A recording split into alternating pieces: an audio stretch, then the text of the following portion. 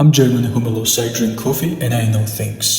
მე-12 ეპიზოდის სიტყვა არის ვაჭარი კეთილი, ვაჭაკე. ადამიანი, რომელიც სხვებს მხოლოდ იმიტომ ეხმარება და უკეთებს სიკეთეს, რომ ოდესმე სამაგიერო უკან მიიღოს მათგან.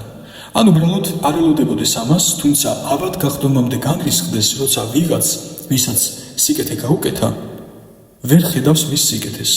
ამის ღირსი ვარ მე ამისგანო? იტყვის ამას. სიკეთეს როგორც ვაჭრობის ფორმას ისი აღიქვამს.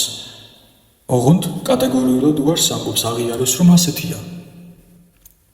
ვაჭაკე, ადამიანი, რომელიც სიკეთით ვაჭრობს.